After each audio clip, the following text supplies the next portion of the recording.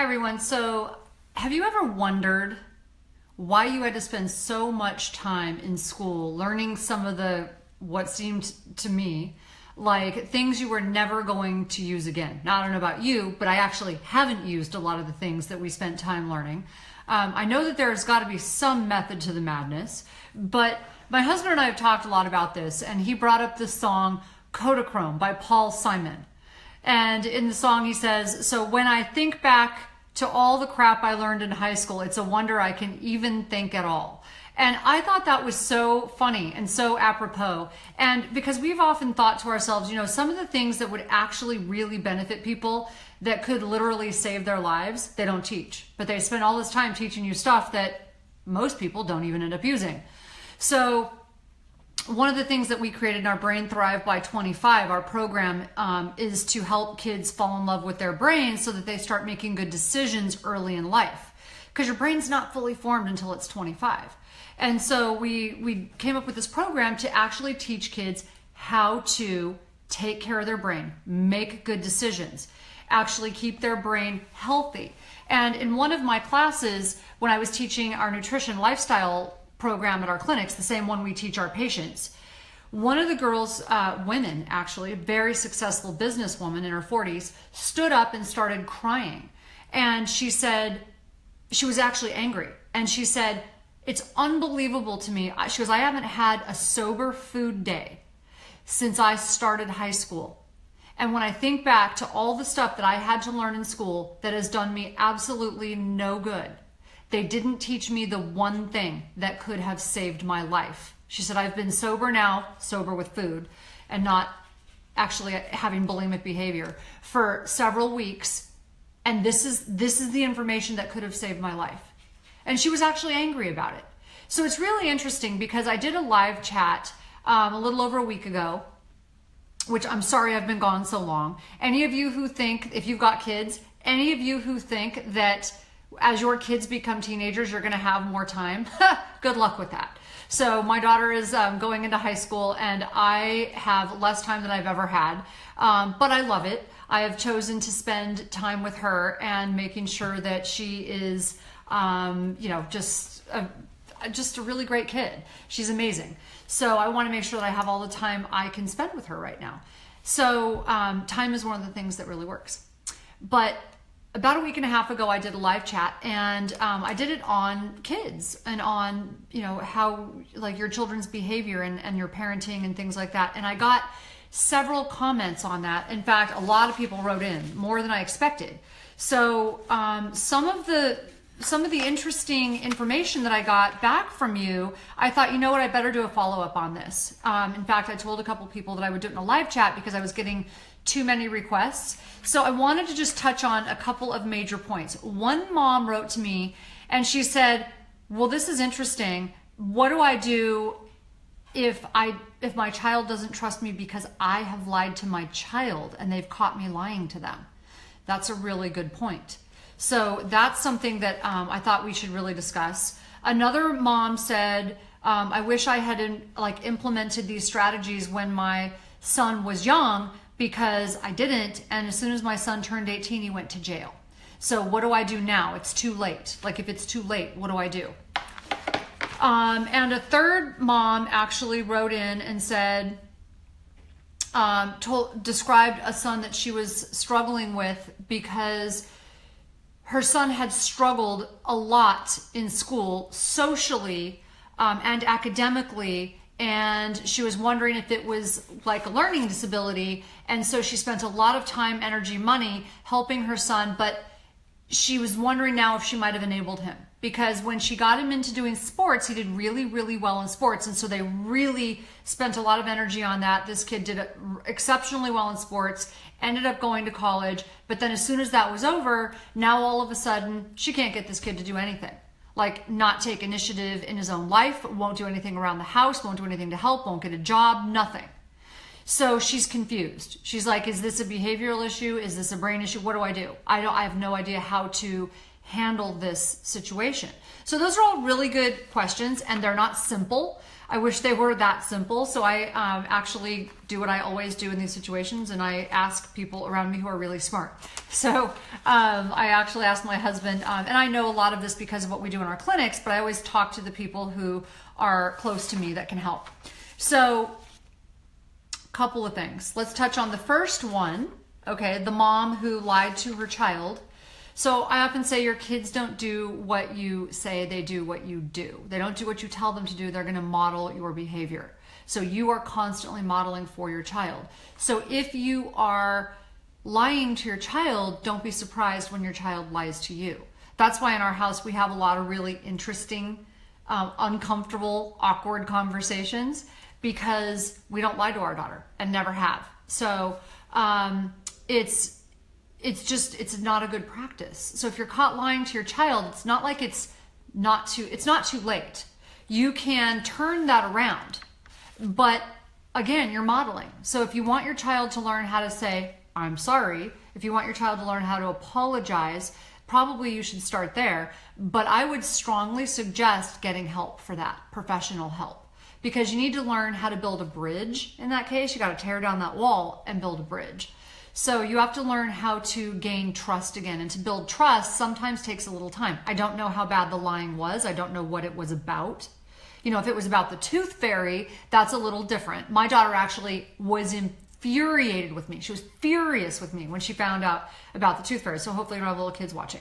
But she was really, really mad at me because I always told her that I wouldn't lie to her. So when all of a sudden the tooth fairy, was revealed, she was incredibly angry with me. And so she's like, you told me you wouldn't lie to me. And so I had to explain to her, honey, that's not really a lie. That is me celebrating your childhood with you. It's something that parents do together to celebrate your childhood with you. So I had to explain to her the difference. But you have to be careful. If it's that kind of a lie versus something like,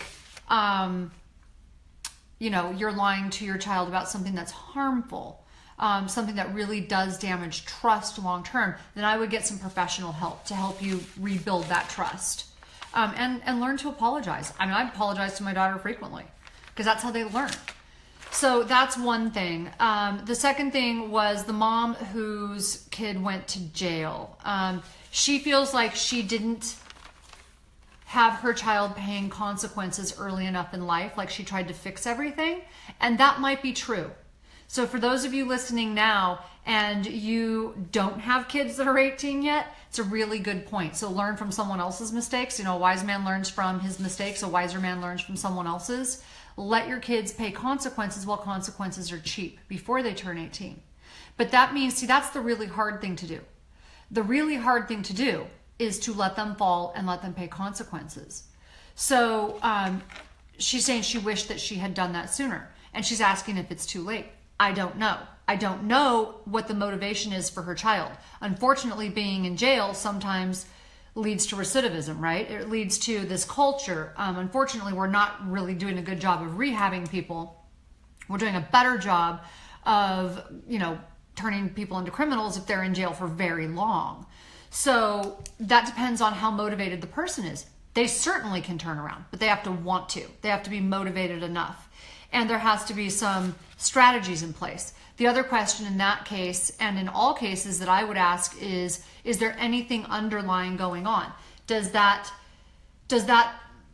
her son have brain issues? Did he have a brain injury? Did he ever have a concussion? Did he ever have toxicity? I don't know if he's got a brain issue or if he just has behavioral issues. So it's a little more complicated than just, spare not the rod. So we want to make sure that you know actually what's going on with your kid. So make sure you get a really good assessment.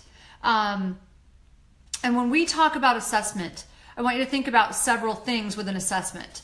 So an assessment is not just knowing about the brain. It's about knowing, has this person ever been exposed to toxicity?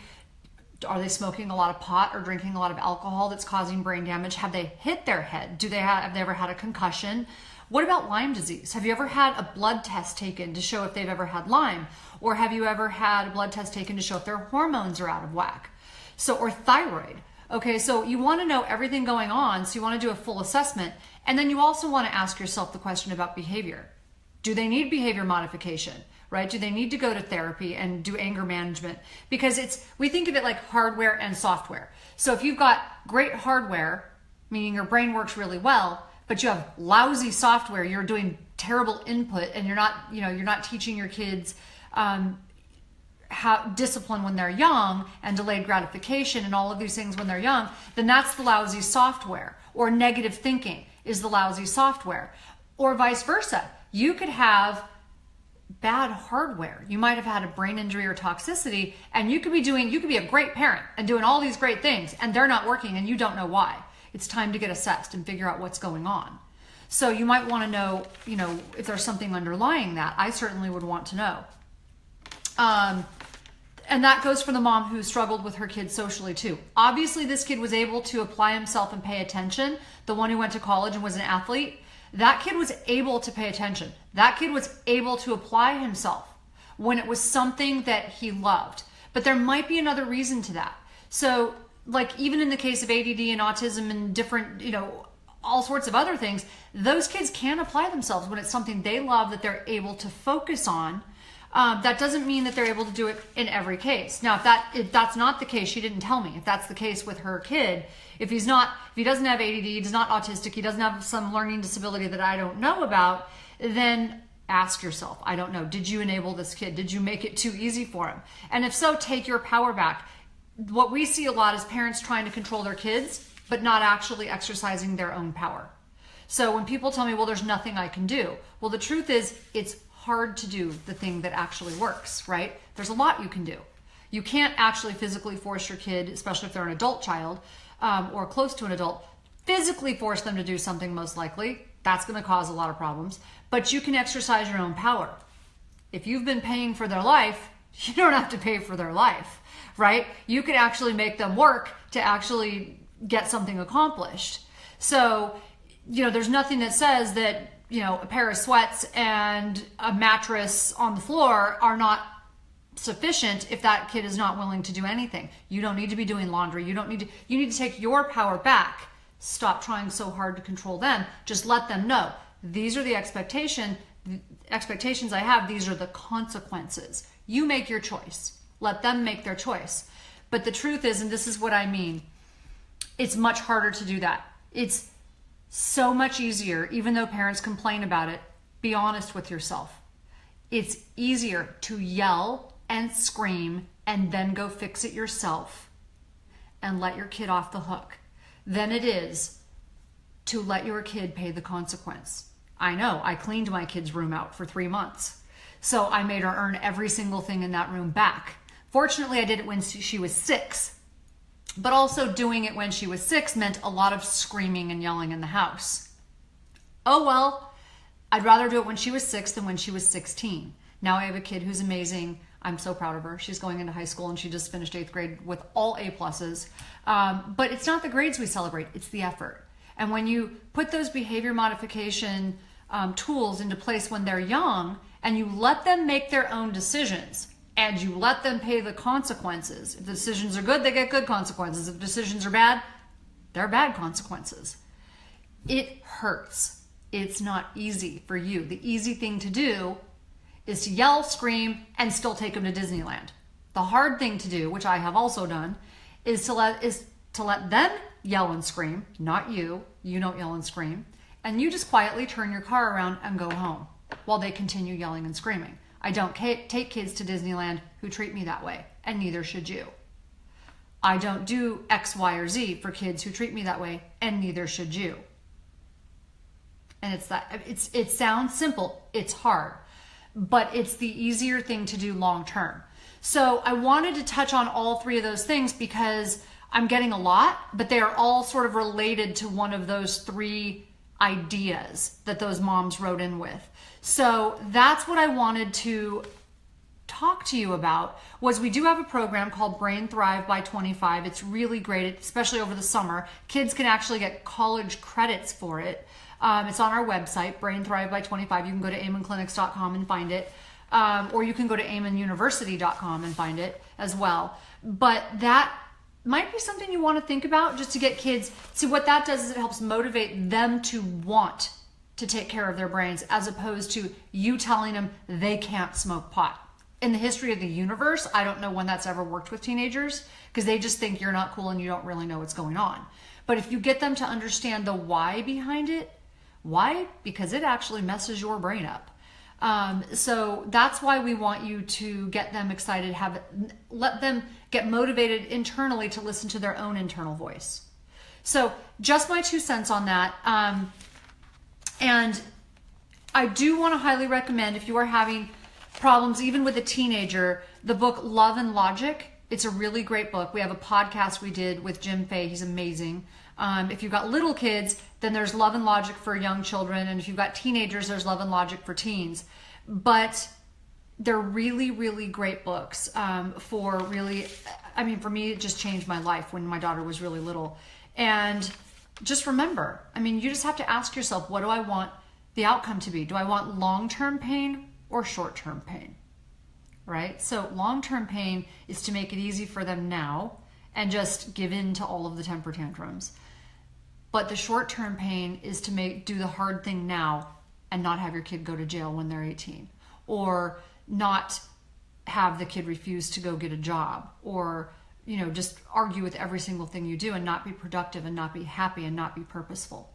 So wanted to answer those questions. I'm sorry I've not been doing any live chats on food. I know that's a lot of what I normally do. My house is actually under construction. So once my kitchen is put back together, I promise there will be more of that coming, because food really does make a difference in taking care of your body and your brain. How you eat affects how you think and how you feel. So we'll be back with that. But wanted to answer these questions. Hope you have a great day, and I will talk to you guys soon. Bye.